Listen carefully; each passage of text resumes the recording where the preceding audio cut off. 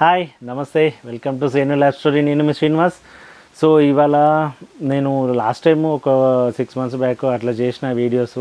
So నాకు సపోర్టివ్గా ఉండి నా వెంటనే అంటే నాకు అంత లైఫ్ ఇచ్చిన వాళ్ళ గురించి, సో అక్క వాళ్ళ గురించి నేను ఇంతకుముందు కూడా చెప్పిన. బట్ అప్పుడు ఏంటంటే ఫుల్గా వాళ్ళ గురించి చెప్పలేదు, నా పర్సనల్ లైఫ్ స్టోరీలు చెప్పుకుంటూ మధ్యలో స్కిప్ చేసిన అన్నట్టు. సో ఏంటి ఏముంది అసలు అంత చెప్పుకోవాల్సింది ఏముంది, అంత రిలేషన్ ఏముంది అనేది చెప్తాను మీకు. చివరి వరకు చూడండి. ఈ వీడియో నచ్చితే లైక్ చేయండి. ఇప్పటివరకు మన ఛానల్ సబ్స్క్రైబ్ చేసుకునే వాళ్ళు ఉన్న ప్లీజ్ సబ్స్క్రైబ్ చేసుకోవచ్చు కదా, సపోర్ట్ చేయొచ్చు కదా. Thank you.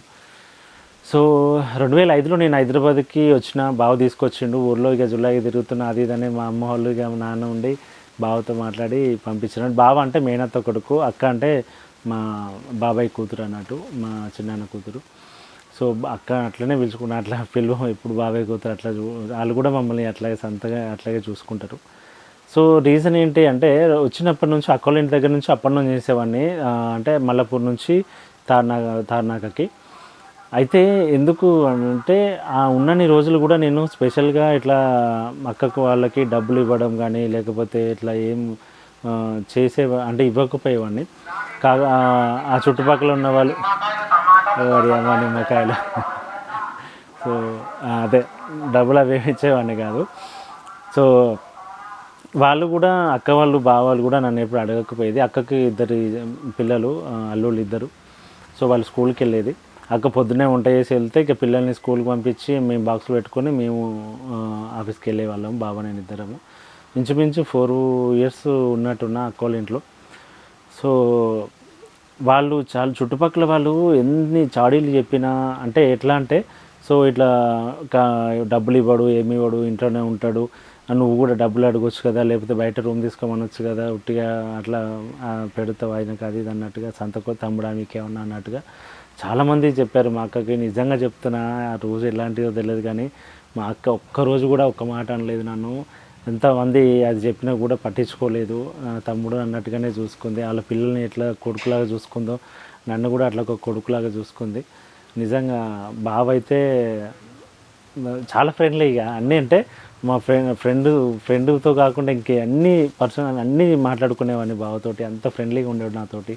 వీకెండ్ అయితే సినిమాలకు వెళ్ళేవాళ్ళం, అక్కకు చెప్పకుండా డుమ్మాలు కొట్టి ఆఫీస్ డుమ్మాలు కొట్టి సినిమాలకు వెళ్ళిన రోజులు ఉన్నాయి. సో చాలా హ్యాపీగా నచ్చింది ఆ డేస్ అన్నీ. అంత కష్టాలు కూడా అవన్నీ. అక్క కూడా ఇప్పుడు కూడా మనసులో ఇట్లా పెట్టుకొని అది ఇది కాదని ఈరోజు నన్ను అనలేదు. సో అన్ని రోజులు నాకు తిండి పెట్టి నన్ను ఆ ఏజ్ అంటే చిన్న ఏజ్ ఇంకా అప్పటికి నాది, అప్పుడు కూడా నన్ను అన్ని రోజులు చదివారు. నిజంగా మర్చిపోలేను ఆ కృతజ్ఞత, అది చెప్పుకోవాలి. సో ఎందుకు అంటే ఇప్పుడు క్యాజువల్గా రిలేషన్స్ చూస్తున్నాము, అంతా ఒకలాగా ఉండట్లేదు, ప్రతి చిన్నదానికి ఎట్లా అవుతున్నారు అటు. సో సొంత వాళ్ళే సరిగా చూడని రోజులు ఇవి. సో అట్లాంటిది అక్క నన్ను అట్లా బాగా చూడడం చాలా. ఇంకో విషయం ఏంటంటే నేను 2008లో జాబ్ మానేస్తే మళ్ళీ కొన్ని రోజుల తర్వాత మళ్ళీ జాయిన్ అవుతా అదే ఆఫీస్లో. నువ్వు అడుగు ఆఫీస్లో అడుగు, నాకు సంబంధం లేదు, నువ్వు ఏం అడుగుతావు లేదు, నేనైతే వస్తున్నా అని చెప్పేసి బాగా అంటే డిమాండ్ చేసేది. సో మళ్ళీ బాగా వెళ్ళి మళ్ళీ సార్ని అడిగి రిక్వెస్ట్ చేసి ఇట్లా అది ఇది అంటే మళ్ళీ వచ్చిన. నేను చదువుకున్న రోజులు నాకు సపోర్ట్ చేసిండు బావ. ఇప్పటికీ కూడా నేను అప్పుడు చిన్న మా అల్లుళ్ళకి ఏ రోజైతే వాళ్ళకి తినిపించుకుంటూ వాళ్ళను చూసుకున్నాను, ఇప్పుడు మా అల్లుళ్ళు నిజంగా నాకు అంటే ఆ రుణం తీర్చుకోవడం అంటారు కదా, అట్లా చూసుకుంటారు నన్ను. ఒక మీకు చాలాసార్లు చెప్పే అల్లుళ్ళు అంటే హాస్పిటల్కి వస్తారని చెప్పేసి, పెద్దల్లుడు మణి ఇప్పటికీ క్యాన్సర్ వచ్చేప్పటి నుంచి నా హాస్పిటల్స్ అన్నిటికీ తిరుగుతూనే ఉంటాడు. చాలా అంటే రెస్పెక్టివ్గా కేరింగ్గా ఉంటాడు. నేను కోపంలో ఏదైనా తిట్టినా కూడా అసలు పడడు. అంటే వాళ్ళ నాన్న వాళ్ళ అమ్మ తిడితే ఎట్లనో నేను కూడా అట్లాగే తీసుకుంటాడు నన్ను. చాలా ఫ్రెండ్లీగా ఉంటాం. అదృష్టం నిజంగా. కొన్ని రిలేషన్స్ నాకు ఈ సిచ్యువేషన్స్లో అంటే పరిస్థితుల ప్రభావం వల్ల డిస్టెన్స్ వచ్చినా కూడా నాకు బావ, అక్క, పిల్లలు, అల్లుళ్ళు నిజంగా చాలా. ఎప్పుడన్నా ఇంట్లో కూడా ఏదైనా అన్కంఫర్ట్గా ఉంటే అల్లుడు ఏం చేస్తున్నాడంటే ఇంటికి వచ్చేయాలంటే వస్తాడు. సరదాగా అల్లుడికి మంచిగా నచ్చినట్టు వండుకుంటాం, తింటాం, చాలా హ్యాపీగా టైం స్పెండ్ చేస్తాం. నిజంగా అలాంటి రుణం తెచ్చుకోవడానికి టైం నాకు ఇంకా దొరకాలి. ఎందుకంటే నా పెళ్ళి అప్పుడు కూడా మా అక్క వాళ్ళని అందరినీ రిక్వెస్ట్ చేసి కూడా మా అక్క పేరు శారద, బావ పేరు ఎల్లేష్. పెద్ద అల్లుని పేరు మనోజ్ కుమార్, చిన్న అల్లుని పేరు లవకుమార్. సో అయితే అక్క వాళ్ళతోటి అక్క బావతోటే ఐరన్లు పట్టించుకున్నా. మన తెలంగాణ సైడ్ ఐరన్లు పడతారు కొండ, మీరు చాలామందికి తెలుసో తెలియదో. సో ఆ అక్క వాళ్ళతోటి అందరికీ రిక్వెస్ట్ చేసి అందరిని ఒప్పించి అక్క వాళ్ళే పట్టాలని చెప్పేసి అక్క వాళ్ళతోనే ఐరన్లు పట్టించుకున్నా. సో నిజంగా చాలా అటాచ్మెంట్ ఉంటుంది అక్క బావతోటి.